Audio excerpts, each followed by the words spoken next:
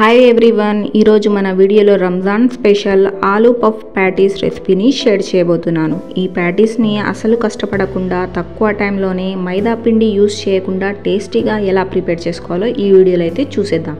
ఇంకెందుకు ఆలస్యం, పదండి ప్రాసెస్లోకి అయితే వెళ్ళిపోదాం. ఈ వీడియో కనుక మీకు నచ్చినట్లయితే లైక్ చేయండి, ఛానల్ని సబ్స్క్రైబ్ చేసుకోండి, అలాగే పక్కనున్న బెల్ని ప్రెస్ చేయండి.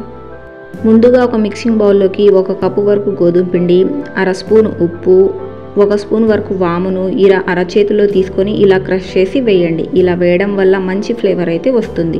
1 స్పూన్ వరకు ఆయిల్ని వేసి పిండిలో ఆయిల్ మొత్తం బాగా కలిసిపోయేలాగా 1 నిమిషం వరకు కలుపుకున్నాక కొంచెం నీళ్లను అయితే పోస్తూ చపాతీ పిండిలాగా కలుపుకోవాలి. మరీ సాఫ్ట్గా కాకుండా మరీ హార్డ్గా కాకుండా వీడియోలో చూపిస్తున్న విధంగా ఉండాలి. ఇలా కలుపుకున్న తర్వాత మూతను పెట్టేసి అరగంట వరకు నాననిద్దాం. ఇప్పుడు స్టవ్ మీద కడాయిని ఉంచి 2 టేబుల్ స్పూన్ల వరకు నూనెను వేసి నూనె బాగా వేడయ్యాక 1 స్పూన్ వరకు జీరాను, అలాగే 1 పెద్ద సైజు ఉల్లిపాయలను ఇలా చిన్న ముక్కలుగా కట్ చేసి వేయండి.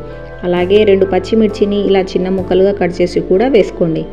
ఉల్లిపాయలు అలాగే పచ్చిమిర్చిని 2 నిమిషాల వరకు వేగనివ్వండి. ఇలా కాస్త సాఫ్ట్గా అయ్యాక ఇందులోకి 1 స్పూన్ వరకు అల్లం వెల్లుల్లి పేస్ట్ని వేసి పచ్చివాసన పోయేంత వరకు కూడా వేయించండి. ఇలా వేయించుకున్నాక ఇందులోకి 1/2 కిలో వరకు ఉడికించుకున్న ఆలూలను వేసి బాగా మ్యాష్ చేయండి. ఎక్కడ కూడా ఉండలనేవి లేకుండా ఇలా మ్యాష్ చేసుకున్నాక ఇందులోకి ఉడికించుకున్న పచ్చి బఠానీలను కూడా వేయండి. ఇలా వేసుకున్నాక ఇప్పుడు మసాలాలను యాడ్ చేసుకుందాం. 1/2 స్పూన్ పసుపు, 1/2 స్పూన్ చొప్పున కారం, ధనియాల పొడి, జీరా పొడి, గరం మసాలా, చాట్ మసాలా, అలాగే రుచికి సరిపడనంత ఉప్పును వేసి 2 నిమిషాల వరకు స్టవ్ను లోలోనే ఉంచి చక్కగా 2 నిమిషాల వరకు కలపండి. 2 నిమిషాలు ఇలా చక్కగా కలుపుకున్న తర్వాత ఇప్పుడు ఇందులోకి సన్నగా కట్ చేసుకున్న కొత్తిమీరను అయితే వేసి ఒకసారి అంతా బాగా కలుపుకొని స్టవ్ను అయితే ఆపేసి ఈ స్టఫింగ్ని పూర్తిగా చల్లారనిద్దాం. ఈలోగా మనకు పిండి కూడా చక్కగా నానిపోయింది. ఇప్పుడు పిండిని 2 నిమిషాల వరకు బాగా కలపండి. ఇలా కలుపుకున్న తర్వాత ప్యాటీ సైజును బట్టి చిన్న ఉండలుగా చేసుకోవాలి. ఇలా చేసుకున్న ఉండలు ఆరనివ్వకుండా బౌల్లోకి అయితే తీసుకొని మూతను ఉంచి కవర్ చేయాలి. ఇప్పుడు ఒక పిండి ఉండను అయితే తీసుకొని గుండ్రంగా చుట్టుకొని పొడి పిండిని అయితే చల్లుకుంటూ చపాతీని మరీ రౌండ్గా కాకుండా వీడియోలో చూపిస్తున్న విధంగా ఇలా పొడవుగా ఒత్తుకోవాలి. ఇలా పొడవు చపాతీల లాగా ఒత్తుకున్నాక ఇప్పుడు మనం ఇందులోకి 1 స్పూన్ వరకు ముందుగా ప్రిపేర్ చేసుకున్న స్టఫింగ్ను అయితే ఉంచి ఇలా స్ప్రెడ్ చేసుకోవాలి.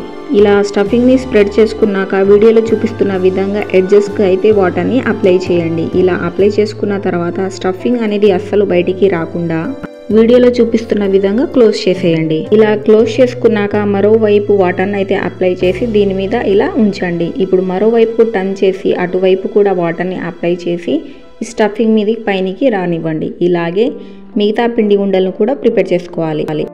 ఇప్పుడు స్టవ్ మీద కడాయిని ఉంచి డీప్ ఫ్రైకి సరిపడనంత ఆయిల్ని అయితే వేసి మనం ముందుగా ప్రిపేర్ చేసుకున్న పఫ్ఫులన్నీ ఒకదాని తర్వాత ఒకటి మంచి రంగు వచ్చేంత వరకు కూడా అటు ఇటు టర్న్ చేస్తూ చక్కగా వేయించుకోవాలి. ఇలా ముందుగా వేసుకున్న పఫ్ఫులన్నీ ఇలా గోల్డెన్ రంగు వచ్చిన తర్వాత వీటిని అయితే తీసుకొని ఇలాగే మిగతా వాటిని కూడా మంచి రంగు వచ్చేంత వరకు కూడా వేయించుకోవాలి. ఇంతేనండి, చాలా తక్కువ టైంలోనే ఈజీగా మన Ramzan special aloo puff patties అనేవి రెడీ. ఇవి చాలా టేస్ట్గా ఉంటాయి. ఈ రెసిపీని మీరు కూడా ఒకసారి ట్రై చేయండి.